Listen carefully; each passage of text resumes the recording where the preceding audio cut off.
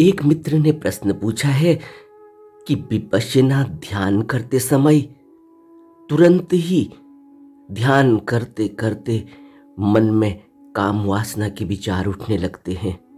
मन में और कोई ऐसे विचार उठने लगते हैं जिससे द्वेष जगता है, जिससे किसी के साथ क्रोध, किसी के साथ हुए लड़ाई झगड़े की याद आने लगती है।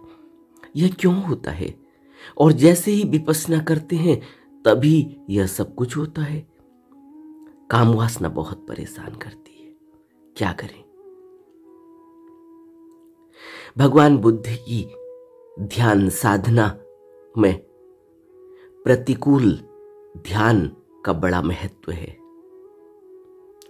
और प्रतिकूल मनसिकार का अर्थ होता है कि चिंतन मनन या संकल्प विकल्प। यह चिंतन मनन सम्यक प्रकार का भी हो सकता है या यह चिंतन मनन पॉजिटिव भी हो सकता है, सकारात्मक भी हो सकता है और यह चिंतन मनन नकारात्मक या गलत भी हो सकता है।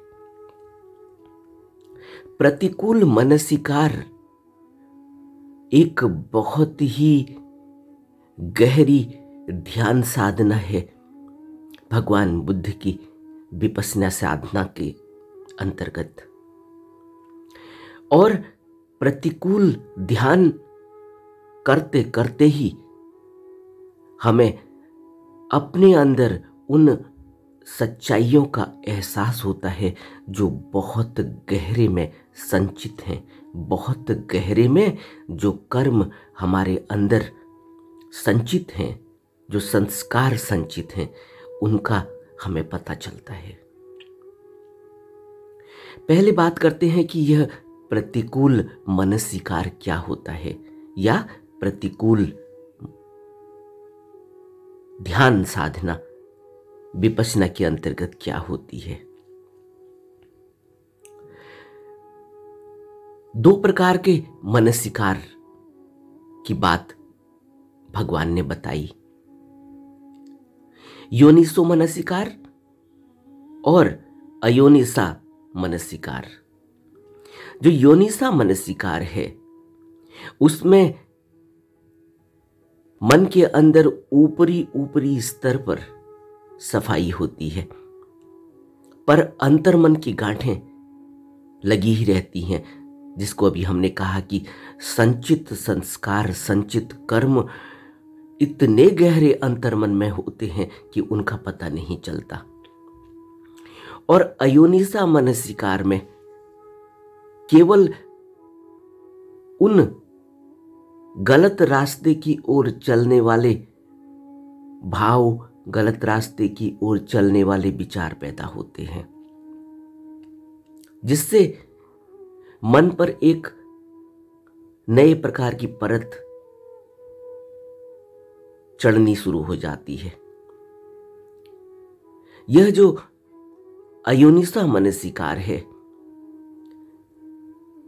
इसमें जितने भी अंदर दबे हुए संचित कर्म संस्कार हैं वह निकल कर आते हैं। जैसे कोई व्यक्ति, तभी तो यह जैसे प्रश्न पूछा है इन मित्र ने कि ध्यान साधना करने लगो तो काम वासना सताती है, या किसी के प्रति राग, द्वेष, क्रोध, या ऑफिस में जो भी नकारात्मक चीजें हुई हैं वह सामने आने लगती है। क्या करें? बहुत चिंताजनक बात है। इस प्रश्न में इन मित्र ने पूछा है कि ये कई सालों से काम विपश्यना ध्यान साधना कर रहे हैं, लेकिन अब तक इन्हें छुटकारा नहीं मिला। समझना चाहिए कि जितने भी संचित कर्म संस्कार हैं यह बहुत ही गहरे में अंतर्मन में बैठे हुए हैं।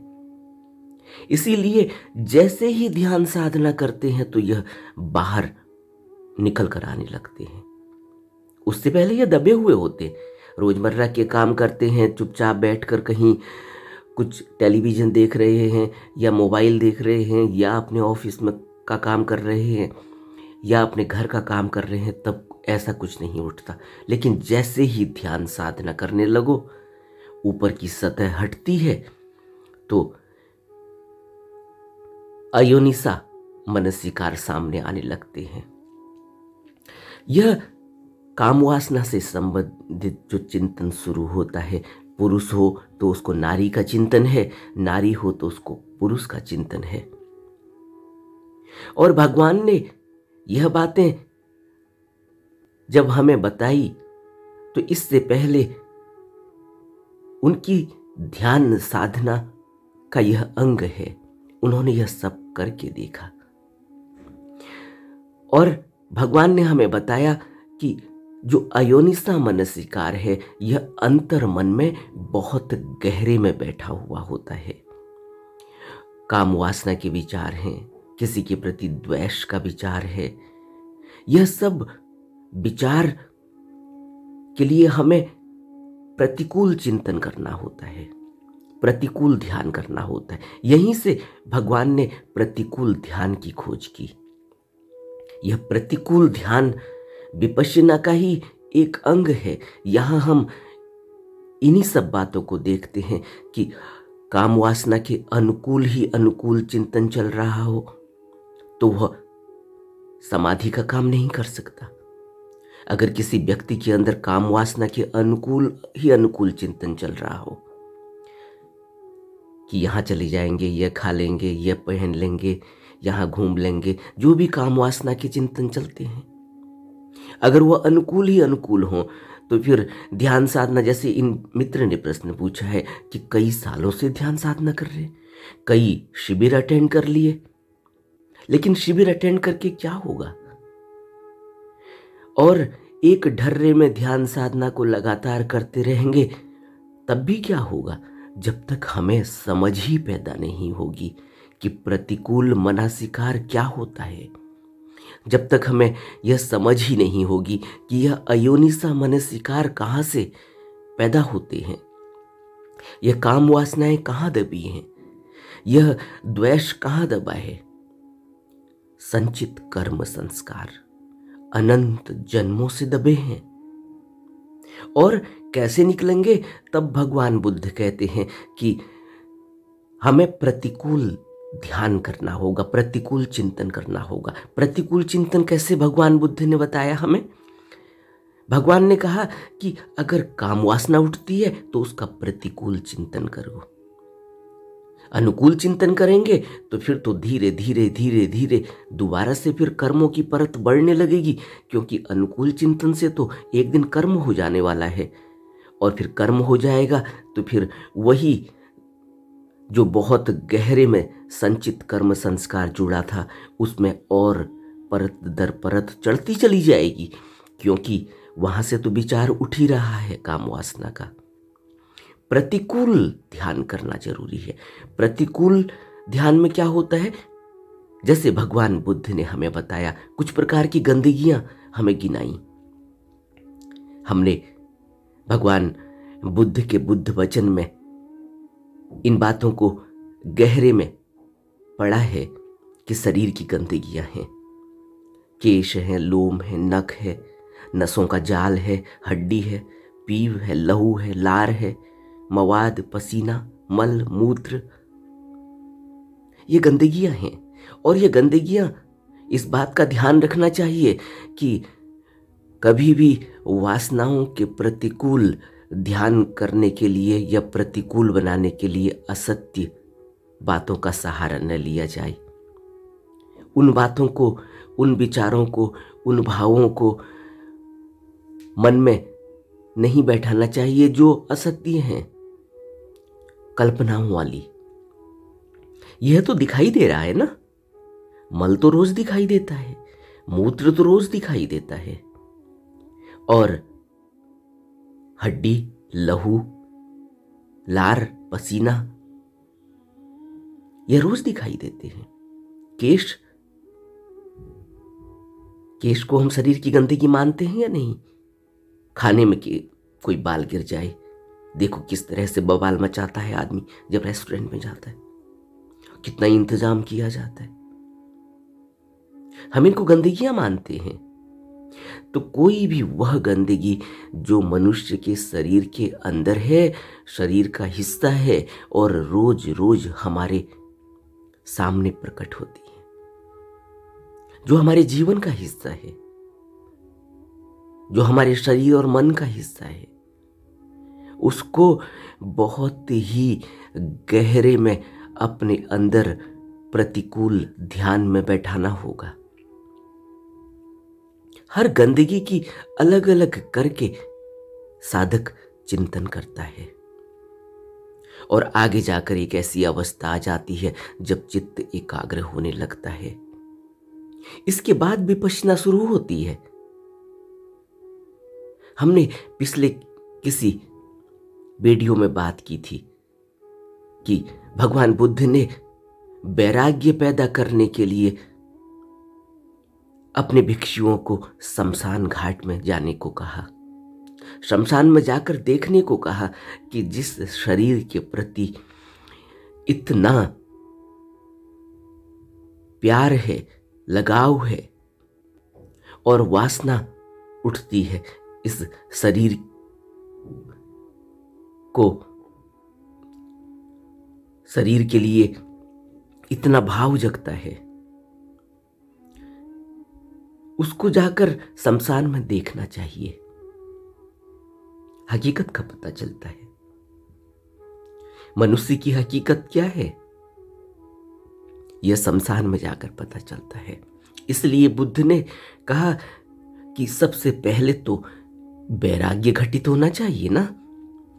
अगर शरीर के प्रति वैराग्य ही घटित न हो, अगर मन में वैराग्य ही घटित न हो, तो फिर ध्यान कैसे हो पाएगा, फिर साधना कैसे हो पाएगी, जरा सोचो। और आपने एक बात और नोटिस की होगी, और यह हम सबका अनुभव भी है। जब हम ध्यान साधना शुरू करते हैं, यह ध्यान साधना आपने कभी सोचा कि यह ध्यान साधना हम कब शुरू करते हैं?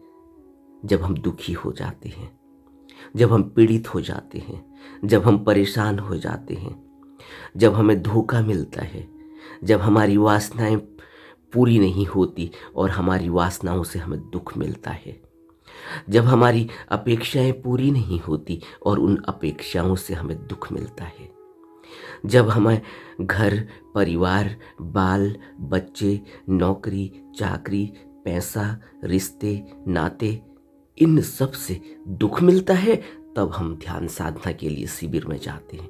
आपने कभी सोचा, किसी व्यक्ति को आपने देखा जो पूरा प्रफुल्लित है, आनंदित है, खुश है, जीवन में खूब आनंद लूट रहा है संसार में, उस आदमी को कभी आपने ध्यान में जाते हुए किसी शिविर को अटेंड करते देखा?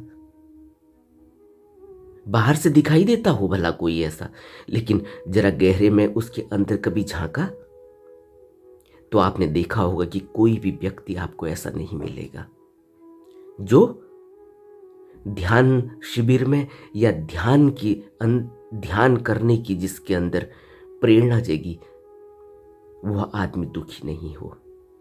आप नहीं पाएंगे।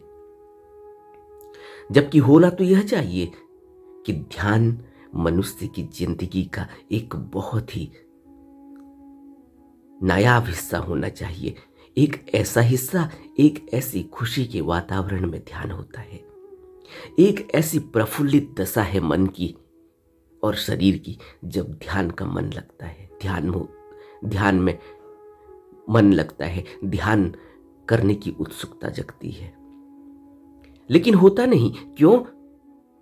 क्योंकि संसार का राग ऐसा है, संसार का नशा ऐसा है, संसार में प्रमाद इतना गहरा है, संसार की वासनाएं इतनी लुभावनी है कि कभी मन ही नहीं करता ध्यान करने का।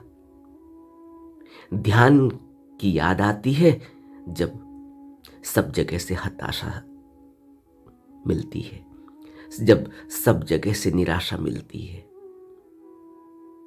इसीलिए बुद्ध कह रहे हैं, अगर ध्यान करने के लिए ऐसे ही आ गए हो और अभी भी शरीर के प्रति थोड़ा सा राग बचा है, अगर अभी भी मन में कुछ वासनाएं दबी हुई है, तो पहले शमशान में जाकर देखो, कल को यही होने वाला है। जाकर देखो ध्यान से इन हड्डियों को, इन मांस के उठ रहे मांस के लोथड़ों को, जरा ध्यान से देखो उस काया को जिस काया में इतना लेप लगाया जा रहा है, जिस काया को सुंदर बनाने के लिए क्या क्या नहीं किया जा रहा है। इसकी हकीकत क्या है? और यह तो बाहर की बात है, अभी अंदर जो वासनाएं, जैसे इन सज्जन ने, इन मित्र ने प्रश्न पूछा है कि काम वासनाएं कहां से उठती हैं, पता ही नहीं चलता। काम वासनाएं संचित कर्म संस्कारों का परिणाम है। और संचित जब शब्द इस्तेमाल किया है भगवान ने, तो संचित का अर्थ है कि न जाने जन्मों जन्मों से दबी हुई, अनंत जन्म यहां बीत चुके हैं। क्या कह रहे हैं भगवान बुद्ध? बुद्ध वचन हमने सुने। मृगदाव सारनाथ में भगवान ने जब पहला उपदेश दिया बुद्ध वचन में, तब क्या कहा? यह शमशान पाठ दिया है हमने, आज से नहीं है। हम अनंत जन्मों से हम यहां रो रहे हैं, बिलक रहे हैं। और यह 7 समुद्रों का जो जल है यह भी कम पड़ जाएगा, इतने आंसू पहले ही बह चुके हैं। न जाने कितनी माँओं के मरने का दुख और कितनी माँओं के मरने के आंसू निकले हैं, बाप के मरने के आंसू निकले हैं, या घर परिवार के बिखर जाने के आंसू निकले हैं, सुख संपत्ति के बिखर जाने के आंसू निकले हैं। अनंत जन्मों से, जन्मों जन्मों की कहानी है यह हमारी, जन्मों जन्मों का इतिहास है यह हमारा। और हम क्या सोच रहे हैं? इसलिए प्रतिकूल ध्यान, भगवान ने कहा कि प्रतिकूल ध्यान में जो अंदर गहरे में वासनाएं दबी हैं वह निकल कर आती हैं। अगर वह निकल कर नहीं आई बाहर, तो फिर क्या होगा? फिर वही होगा जो आप कहानियों में सुनते हो कि एक व्यक्ति ध्यान करके बहुत अच्छा ऊंचे ऊंचे लोकों में पहुंच जाता है और ऊंचे ऊंचे लोकों में सुख और शांति का भोग कर सकता है। परंतु जैसे ही भोग की अवधि समाप्त होती है, अनुश्रयी कलेशों में से कोई न कोई अपना सिर उठाता है और उस व्यक्ति को फिर नीचे किसी लोक में जन्म लेकर पूर्ववत भव संसरण करना पड़ जाता है। यह भगवान ने हमें विपश्यना के दौरान में यह बातें बताई, और यह भगवान ने तो 2800 साल पहले कही हैं। इससे पहले ही 5000-6000 वर्ष से पहले भगवान कृष्ण ने हमें भगवद गीता में यह बात बता दी कि यह जितने भी कल्प युगों युगों से स्वर्ग और देवलोकों में जो भी आत्माएं आनंद ले रही हैं, आनंद लूट रही हैं, इनको भी जब वक्त पूरा होगा तो फिर इस संसार में उतरना होगा, संसार में आना होगा। यही बुद्ध कह रहे हैं कि 8 ध्यानों को करने के बाद, उस समय 8 ध्यान की बात कही गई है कि 8 प्रकार की समाधियां, 8 प्रकार का ध्यान होता था। पहला ध्यान, दूसरा ध्यान, तीसरा ध्यान, चौथा ध्यान, 5वां ध्यान, 6ठा ध्यान, 7वां ध्यान, 8वां ध्यान। लेकिन इन ध्यानों में जो भगवान बुद्ध ने कहा कि संप्रज्ञान नहीं होता था, संप्रज्ञान को भी हम पिछले किसी वीडियो में अच्छे से बात करके आए हैं। यानी विपश्यना नहीं होती थी। विपश्यना में संप्रज्ञान क्या है? संप्रज्ञान का अर्थ होता है कि सारी उठ रही वेदनाएं और भावनाओं को हम अपने शरीर में महसूस करते हैं, और एक एक वेदनाओं के उठने को और वेदनाओं को नष्ट होने को देखते हैं। उनको महसूस करते हैं। ध्यान की गहराइयों में हमें यह पता चलता है कि एक वेदना उठी और वह वेदना अगले ही पल नष्ट हो गई। इसलिए भगवान कहते हैं कि इन 8 ध्यानों को करके भी व्यक्ति ऊंचे ऊंचे लोकों को प्राप्त हो सकता है, जिसे वह भवाग्र कहते थे, और वहां कल्पों तक सुख शांति का भोग भी होता था। और यह बातें भगवान ने ही कही हैं ऐसा नहीं है। यह जब आप पुराने धर्मशास्त्रों को पढ़ेंगे तो वहां भी यह बातें पहले ही कह दी गई हैं। इसीलिए भगवान ने कहा कि मैं कोई नई बात नहीं कर रहा हूं, मैं तो वही कह रहा हूं जो पहले के बुद्ध पुरुषों ने कह दिया है। मैं तो वही ज्ञान बता रहा हूं जो पहले के बुद्ध पुरुषों ने हमें बताया। मैं कुछ नया नहीं कह रहा हूं। यही भगवान बुद्ध हमें विपश्यना में बताते हैं कि हम ध्यान करके ऊंची ऊंची अवस्था में पहुंच गए हों भला, लेकिन अगर हमने संप्रज्ञान अभी तक नहीं किया, संप्रज्ञान की खोज जब भगवान ने हमें बताई तो विपश्यना की खोज साथ में ही है। विपश्यना में ही हम शरीर पर होने वाली वेदनाओं को के आधार पर उनके उदय और व्यय को देखते हैं, और व्यक्ति वेदनाओं के आधार पर सच्चाई को देखकर उदय और व्यय को देखने लगता है। अपने शरीर में और अपने मन में उठ रही सच्चाई को देखता है। इससे पहले तो सच्चाई दिखाई नहीं देती ना। जब हम अच्छे अच्छे कपड़े पहनकर बाहर निकलते हैं, अच्छी अच्छी सुगंध डालकर बाहर निकलते हैं, अच्छे से अपने को ड्रेसअप करके निकलते हैं, क्या पता चलता है कि कितनी काम वासना अंदर है? क्या पता चलता है कि कितना क्रोध अंदर है? क्या पता चलता है कि बड़ी बड़ी गाड़ियों में चल रहे लोग, क्या कभी इनकी वासनाएं, इनका क्रोध, बड़े अच्छे अच्छे कपड़े पहनकर रास्ते में चल रहा आदमी, क्या उसकी वासनाएं, उसका क्रोध हमें दिखाई देता है? सब ढक जाता है। और मैंने कभी किसी वीडियो में बात करी थी, अपना अनुभव बताया था कि मैंने देखा कि एक गाड़ी मेरे बगल से गुजरी, 100 मीटर ही आगे निकली थी कि वहां किसी स्कूटी वाले से उसकी कहासुनी हो गई। किस बात पर हुई कोई पता नहीं, लेकिन थोड़ी ही देर में जब तक मैं उस 100 मीटर आगे पहुंचता तब तक मैंने देखा कि दोनों की मारपीट इस हद तक हो गई थी कि दोनों ही गाड़ी के नीचे गिरे हुए थे, एक दूसरे के ऊपर चढ़े हुए थे। और उस समय तक वह गाड़ी जब मेरे से आगे निकली है तो उसमें बैठे हुए व्यक्ति ने काला चश्मा पहना हुआ है, जेब में 2-3 पेनें रखी हुई हैं, मोबाइल उसके हाथ में है, एक हाथ से वो गाड़ी चला रहा है, मोबाइल पर बात भी कर रहा है या कुछ देख रहा है। ये सब मैं देख रहा हूं। मेरे बगल से निकली और उसमें पीछे लिखा हुआ है भारत सरकार, लाल स्याही से। और थोड़ी ही देर में 100 मीटर आगे जाने के बाद ही मैंने देखा वह व्यक्ति उस दूसरे स्कूटी वाले व्यक्ति के ऊपर नीचे एक दूसरे में गुत्थम गुत्था हो रही है, और इस कदर झगड़ा कि एक दूसरे के नाक मुंह से खून निकल रहा है। क्या बताता है यह जो बुद्ध कह रहे हैं वही बात है कि हम ध्यान कर लें भला, लेकिन अगर ध्यान में संप्रज्ञान नहीं है तो विपश्यना नहीं होती। और संप्रज्ञान का अर्थ है कि बहुत गहरे में अपने अंदर उठ रही वेदनाओं को, उदय और व्यय को देखना,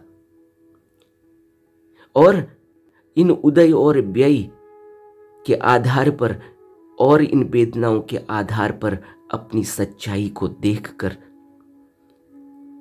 मनुष्य अपने अंतर्मन की गहराइयों तक पहुंचता है। तब यह बात हर व्यक्ति को स्पष्ट हो जाती है कि अंतर्मन यानी भीतर वाला, गहराइयों वाला जो मन है, प्रति क्षण शरीर की वेदनाओं के साथ जुड़ा रहता है। तब पता चलता है, ऐसे थोड़ी पता चलता है। बाहर बाहर वाला मन बाहर बाहर वाला मन तो यह कपड़े पहनने वाला मन है। बाहर बाहर वाला मन तो यह स्वाद लेने वाला मन है। जो बाहर बाहर वाला मन है यह तो बिल्कुल सामने दिखाई देता है। किसी आदमी की गाड़ी देखी, लगा कि यह गाड़ी मुझे भी मिलनी चाहिए। दूसरे दिन से दौड़ लगानी शुरू कर दी उस गाड़ी को पाने के लिए। अब पैसे इकट्ठे करने हैं। अंदर ही अंदर ईर्ष्या का भाव भी जग रहा है। एक मन तो यह है और एक अंतर मन है, गहराइयों में जुड़ा हुआ है, जो ऐसे पता ही नहीं चलता, जिसका पता चलता है जब ध्यान साधना करते हैं। तब पता चलता है कि वासनाएं कैसे उठ रही हैं। तब पता चलता है कि काम वासना कैसे उठ रही है। तब सोते जागते चलते फिरते खाते पीते हर अवस्था में उसे पता चलता है कि उसका अंतर मन, बहुत ही गहराइयों वाला मन, प्रति क्षण शरीर की वेदनाओं के साथ जुड़ा रहता है। शरीर और मन कितने एक दूसरे से जुड़े हैं यह ऊपरी ऊपर पता नहीं चलता हो भला, लेकिन इसकी जड़ें बहुत गहरी हैं। और यह हमारा इतिहास है, अनंत जन्मों का हमारा इतिहास है। यह हमारी जड़ें हैं। यह हमारी वह जड़ें, वह मूल जड़ें हैं यह, कि हमारा जन्म अनंत जन्मों से हुआ पड़ा है और हम तब से यहाँ धक्के खा रहे हैं, भटक रहे हैं। और आज भी हमें इस बात का एहसास नहीं। हमें बहुत, इसीलिए बार बार कहा जा रहा है कि हमें बहुत गहरे में चेतने की जरूरत है। इसीलिए बुद्ध ने कहा कि प्रतिकूल भावना ध्यान बहुत गहरी ध्यान साधना है। इसी में पता चलता है कि हमें हमारे शरीर के अंदर क्या गंदगी है। इसी से पता चलता है, एक निर्वेद होने का एक मेथड है यह। पता चलता है कि जो दिख रहा है, जो गंदगी दिख रही है, पहले यह शरीर में दिखे तो सही, उसके बाद वह विचारों की गंदगी, वह संचित कर्मों की, वह संचित संस्कारों की गंदगी दिखाई देगी, जो बार बार इस जन्म मरण का कारण बन रही है। तब विपश्यना के जरिए इन वेदनाओं का अनुभव होता है। अनुभव करते करते ऐसा स्वभाव बना लेता है मनुष्य कि जहां दुख लगता है वहीं उसको तुरंत यह आभास होने लगता है कि अभी इस शरीर में दुख लगा है। दुख उठा और फिर दुख का व्यय हो गया, और फिर अगले ही पल वो देखता है कि अब इस शरीर का दुख चला गया। काम वासना उठी, उसने देखा कि काम वासना उठी, इस पल में काम वासना उठी है। फिर देखता है अगले पल कि अब काम वासना चली गई। यह बार बार जब देखता है इसको और बार बार प्रतिकूल भावना ध्यान करता है, परिणाम देखता है कि काम वासना के परिणाम क्या है। काम वासना के परिणाम ही तो हैं कि हम आज अनंत जन्मों की यात्रा करने के बाद भी हमारी यह गति है। आज भी हमारी वासनाएं उठ उठ कर, सर उठा उठा कर हमें बार बार वहां डुबा रही हैं। यह वासनाएं ही तो हैं जो हमें ध्यान के समय पर सामने आकर खड़ी हो जा रही हैं। लेकिन अच्छी बात यह है कि हम इनको देख पा रहे हैं। सोचो, जो व्यक्ति ध्यान नहीं करता, क्या उसको वासनाएं दिख रही हैं? उसे तो पता ही नहीं चलता, वह तो अपने आनंद में। उसे तो यह भी पता नहीं कि इस जीवन के बाद क्या जीवन है। और अनंत जन्मों की यात्रा में यह दुख लगा हुआ है। अभी भी वो वासनाओं के पीछे भाग रहा है, तृष्णाओं के पीछे भाग रहा है। हम उनसे अच्छे तो हैं भला कि हमें विपश्यना में यह पता चल रहा है, लेकिन वक्त बहुत कम है। ऐसा नहीं कि हम उनसे भले हैं तो अब चुप होके बैठ जाएं कि ठीक है, ध्यान चल रहा है, साधना चल रही। इतने से काम नहीं होने वाला। समय बहुत कम है, अगले पल का पता नहीं। और अगर यह मनुष्य जन्म हाथ से निकल गया तो फिर अगले जन्म का पता नहीं। मिले मिले, न मिले न मिले, क्योंकि बहुत योनियां हैं, पता नहीं कौन सी योनि में मिल जाए। और मनुष्य रूप में भी कई प्रकार के अलग अलग प्रकार हैं जो हम अब देख रहे हैं। आप तो ध्यान साधना कर रहे हैं, लेकिन सब नहीं करते। जो नहीं करते उनकी क्या गति हो रही होगी, जरा सोचो। पता चल रहा है ना अब कि जो ध्यान करता है उसको और जो ध्यान नहीं करता उसमें क्या फर्क है। तो इसी तरह से अगले न जाने कितने जन्म ऐसे ही बीत जाएं जब ध्यान की याद ही ना आए, जब ध्यान की कोई ज़रूरत ही महसूस ना हो। ध्यान क्या होता है? ध्यान तो सिर्फ बेकार लोगों की बात होती है। बहुत से लोग यह कहते हैं कि ध्यान खाली रहना, खाली करना, खाली बैठना। क्या मतलब? अगर उद्यम नहीं करेंगे तो फिर संसार में अगर नाम नहीं होगा तो कौन जानेगा? किसी ने कुल का नाम करना है, किसी ने अपना नाम करना है, किसी ने संसार में कुछ बनकर दिखाना है, कुछ करके दिखाना है। आदमी न जाने किन किन दौड़ों में लगा हुआ है और अनंत जन्म ऐसे ही निकल जाते हैं इन दौड़ों में। और मिलता क्या है? जो ध्यान करता है उससे पता चलता है, लेकिन बताया नहीं जा सकता क्या मिलता है। इसीलिए तो लोग हंसी उड़ाते हैं उसकी, जो विपश्यना या ध्यान साधना या कोई सात्विक बातें या कोई आध्यात्मिक बातें करता है, उसका मजाक बनाते हैं कि देखो यह भी शायद किसी गुरु को फॉलो कर रहा है। अब गुरु, सब धोखेबाजी चल रही है और यह भी फंस गए। अब लोग इस तरह से मजाक बनाते हैं। बहुत गहरे में विचार करना होगा, जीवन को समझना होगा। और अगर हम विपश्यना में लग गए हैं, अगर हम ध्यान साधना में लग गए हैं, तो फिर प्रतिकूल भावना ध्यान को भी पूरा पूरा वक्त दें और देखते रहें कि इस शरीर की हद कहाँ तक है। देखते रहें इसकी गंदगी को, देखते रहें कि इसमें कितना दुख है, देखते रहें कि यह अंतर मन से, कितनी गहराइयों वाले मन से यह वासनाएं उठ रही हैं। यह बाहर से नहीं उठ रही। सोचो तो, बाहर से कहाँ उठ रही है? आप तो यहाँ ध्यान साधना कर रहे हो अपने में एकांत में बैठकर, और वासना उठने लगी। वासना तो तब उठनी चाहिए ना जब हम रास्ते में चल रहे हों, कोई लड़की दिखी या कोई लड़का दिखा या कोई गाड़ी दिखी या किसी का घर दिखा या किसी के कपड़े दिखे या किसी के गहने दिखे। यहां विपश्यना ध्यान अंदर बैठकर एकांत में करने में तब वासनाएं कहां से उठ रही हैं? जरा सोचो। तब कहां से स्त्री दिखाई दे रही है? तब कहां से काम वासना उठ रही है? इससे क्या पता चलता है कि वासनाएं बहुत गहरे में जड़ बना चुकी हैं और यह आज से नहीं बनी, अनंत जन्मों की यात्रा है। बहुत गहरे में अपने अंदर विचार करो। विपश्यना ध्यान में अगर यह हो रहा है तो यह अच्छी बात है। इसको बार बार इसको देखते रहो, इसको, इन संस्कारों को देखते रहो। जब ये संस्कार उठते हैं और फिर नष्ट हो जाते हैं, इनको उभरने दो, इनको नष्ट होने दो, इन पर कृत्य मत करना। बस यह भावबीज अनंत जन्मों का है। यह भावबीज बना हुआ है, बचा हुआ है, तभी निकल कर आ रहा है। और एक दिन होगा जब भाव संस्करण से मुक्ति हो जाएगी। एक दिन होगा जब यह बीज उठेगा ही नहीं, जब यह बीज दिखाई नहीं देगा, जब यह संस्कार दिखाई नहीं देगा। उस समय ही समझना चाहिए कि अब इस पल में मेरे अंदर कोई वासना नहीं उठी। हर पल का खेल है यह। हर पल अपने आप को देखने का खेल है, बाहर देखने का खेल नहीं। हर पल, इसीलिए तो हर पल सांस अंदर जा रही है, हर पल उस सांस में देखना है। और हर पल देखना है अपने अंदर क्या वेदना उठी अब, और हर पल देखना है कि क्या वेदना व्यय हो गई अब। एक दिन ऐसा होगा जब घंटों घंटों तक कोई वेदना नहीं होगी। एक दिन ऐसा होगा जब स्मृति बनी रहेगी। एक दिन ऐसा होगा जब निर्वाण घटेगा।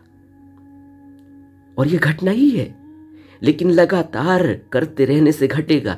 अगर संसार की तरफ आंख गई तो फिर सारी साधना व्यर्थ हो जाएगी। अभी हम बहुत कच्चे हैं, अभी हम बहुत कच्चे माटी के बने हुए पुतले हैं। कभी भी गिर जाएंगे, कभी भी टूट जाएंगे। इसलिए भगवान ने कहा कि संसार से बच के रहना, यह संसार में आग लग रही है। इस आग से बच के रहना, अपने को बचाना।